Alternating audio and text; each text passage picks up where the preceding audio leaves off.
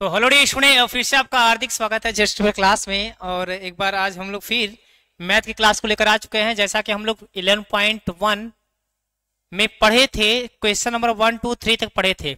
आज हम लोग 11.1 को खत्म करेंगे और उसमें जो भी एक दो क्वेश्चन है उसको आज खत्म कर देते हैं। उसके बाद हम बात करेंगे 11.2 पर। तो आइए देखते हैं 11.1 में कौन से क्वेश्चन बचे हैं।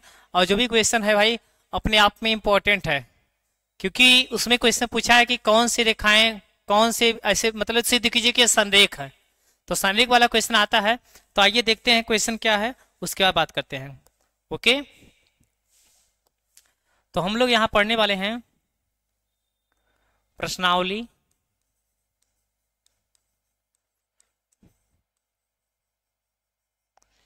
11.1।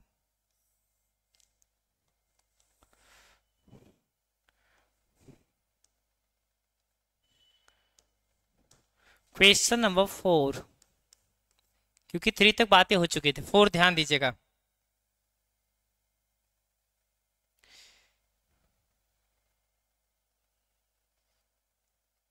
दर्शाइए कि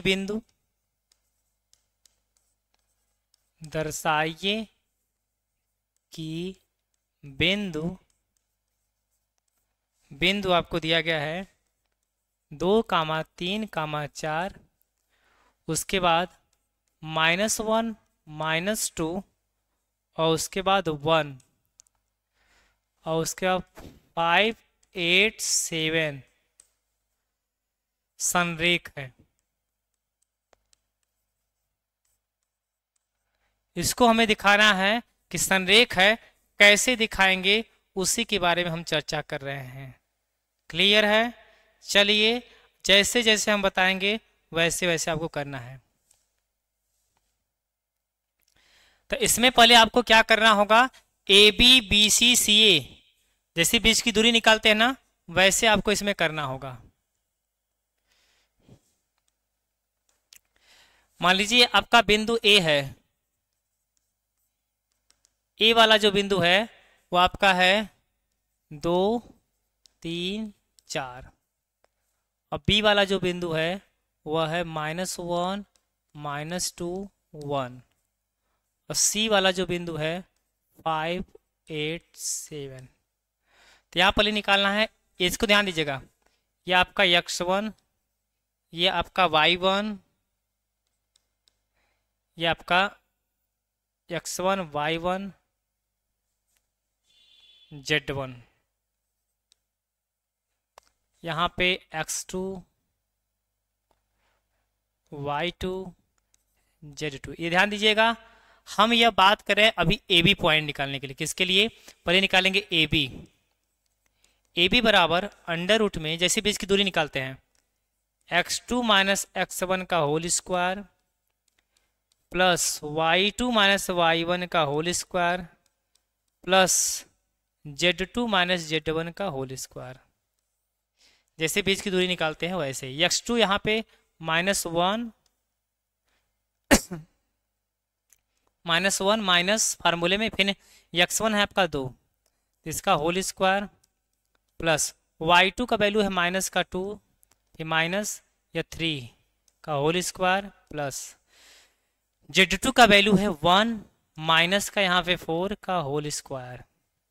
तो अंत में हम लोग यहाँ पे 2 1 3, 3 का स्क्वायर कितना हो जाएगा बच्चों? 9, 3 2 5, माइनस माइनस जुड़ जाएगा ना, और 5 स्क्वायर कितना हो जाएगा? 25 और 4 में से एक निकल जाएगा 3, 3 का स्क्वायर करेंगे 9। तो अंत में कितना हो जाएगा? 25 और 9 34, 34 में 9 जोड़ देंगे 43। ये आ गया ए बी का वैल्यू। इसी प्रकार देखिए, जिस प्रकार हम लोग ए बी निकाले हैं उसी प्रकार हम लोग यहाँ पे बी सी निकालेंगे। क्या निकालेंगे बच्चों? बी सी निकालेंगे। बी सी में मानेंगे, अब बी सी के लिए बात कर रहे हैं, बी सी निकालेंगे। तो बी सी निकालने के लिए ध्यान देना है, बी सी पे ध्यान देना होगा। अंडर रूट बी उसी पॉइंट लेना है। पहले इसमें से इसको घटाइए, तो 5 माइनस करेंगे तो यह माइनस माइनस से प्लस, 5 + 1 का होल स्क्वायर प्लस इसमें से इसको 8 + 2 का होल स्क्वायर प्लस इसमें से इसको 7 - 1 का होल स्क्वायर। तो 5 एक 6 का स्क्वायर हो जाएगा 36, 8 2 10 का स्क्वायर हो जाएगा 100, और यहाँ पे देखिए 7 में से 1 निकल जाएगा, 6 का स्क्वायर 36, तो अंडर रूट में 100, 36 36 72, 172। क्लियर। 172 को आप लिख सकते हैं 2 अंडर रूट 43, क्योंकि 2 अंदर आएगा 4 बन जाएगा, और 4 का गुणा करेंगे 4 3 12 और 4 4 16 17, इतना आप लिख सकते हैं। जिस प्रकार आप निकाले हैं ए बी बी सी, उसी प्रकार निकालिए सी ए। अगर इन तीनों में किसी प्रकार से संबंध बन जाता है तो वह संरेख है। सी ए निकालते हैं। सी ए निकालने के लिए सी और ए पर ध्यान देना होगा। सी और ए पर तो 5 में से 2 हटाइए, 5 माइनस 2 का होल स्क्वायर प्लस 8 में से 3 घटाइए, 8 माइनस 3 का होल स्क्वायर, 7 में से 4 घटाइए, 7 माइनस 3 का होल स्क्वायर। तो 5 में से 2 निकल गया, 3 का स्क्वायर 9, 8 में से 3 निकल गया 5 स्क्वायर 25, और इसमें से निकल गया 4 का स्क्वायर 16। यहाँ 7 माइनस 4 है, यहाँ 7 माइनस क्या है 4 है, 7 माइनस 4 का होल स्क्वायर, तो कितना आ जाएगा 9। अंत में यह भी आपका कितना आ गया 43। तो देखिए इन तीनों में किसी न किसी प्रकार से संबंध है। आप कहेंगे कैसा संबंध है, देखिए आप देखिए इस प्रकार से संबंध है। संबंध आपका क्या है, संबंध है कि अगर हम सी ए और ए बी को जोड़ दे रहे हैं तो यहाँ पे लिखेंगे C A plus A B under root 43 plus under root 43, तो आ जा रहा है 2 अंडर रूट 43। यह किसके बराबर है, बी सी के। अतः यह क्या है, अतः यह बिंदु संरेख है। अतः यह बिंदु संरेख है। इसमें आपको ध्यान देना है कि किसी न किसी प्रकार से एक दूसरे से वो क्या हो, संबंध में हो, तो यहाँ पे बताते हैं संरेख है। सिंपल क्वेश्चन था, आप आराम से कर पाएंगे। आइए इसका लास्ट क्वेश्चन, इसमें 5 ही क्वेश्चन है, ये है 5 ही क्वेश्चन है, ये हम कर पाएंगे, कर लेंगे आराम से। आइए 5वां क्वेश्चन देखते हैं।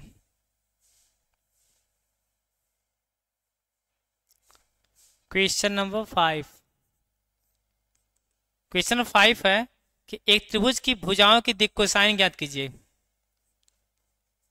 एक त्रिभुज की भुजाओं का दिक् कोसाइन ज्ञात कीजिए। दिक् कोसाइन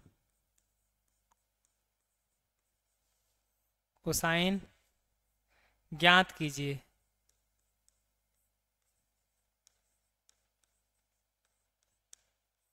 दिक् कोसाइन ज्ञात कीजिए यदि त्रिभुज के शीर्ष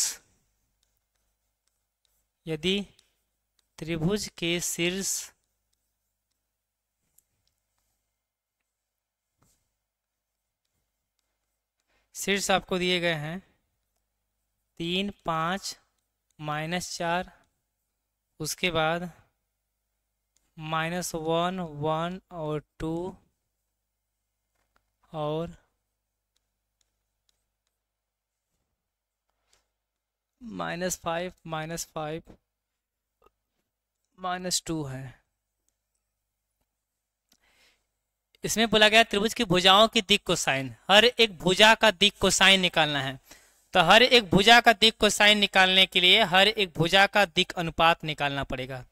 हर एक भुजा का क्या निकालना पड़ेगा, दिक् अनुपात निकालना पड़ेगा, और आराम से आप कर पाएंगे।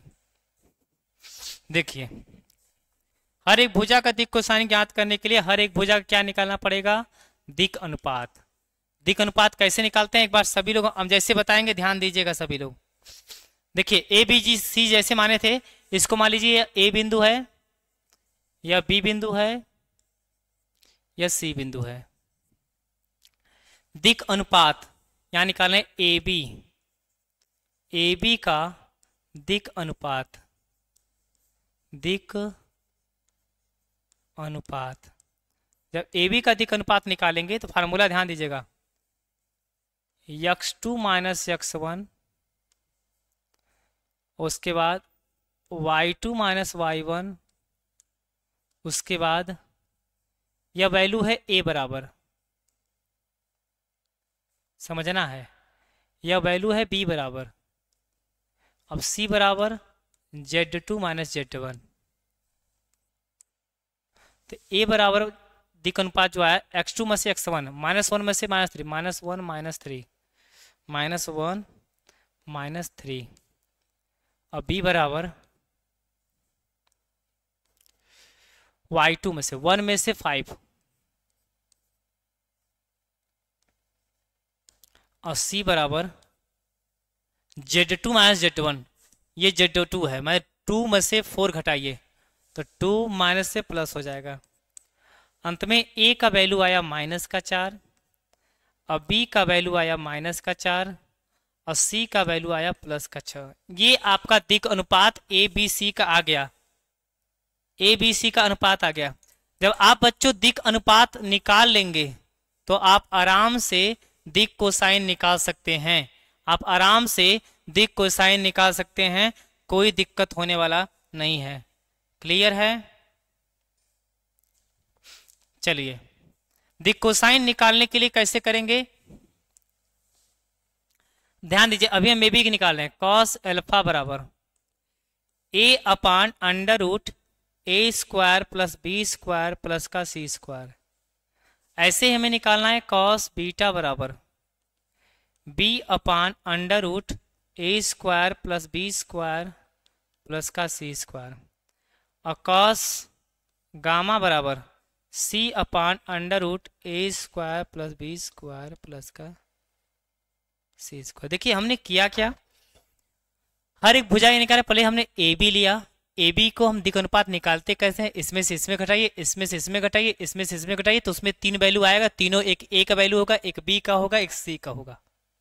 हम यहाँ पे निकाल के तैयार हैं। ये बहुत ज़्यादा कैसा गंदा सा लग रहा है,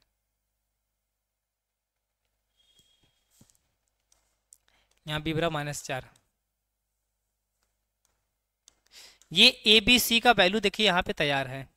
जब ए बी सी का वैल्यू तैयार हो गया तो आप जानते हैं कि दिक कोसाइन हम लोग निकालते ऐसे ही हैं, यही फार्मूला आपके सामने है, कास अल्फा कास बीटा कास गामा। देखिए ये वैल्यू जो भी आया सिर्फ अभी ए बी के लिए आया, इसी प्रकार आपको बी सी के लिए भी निकालना पड़ेगा।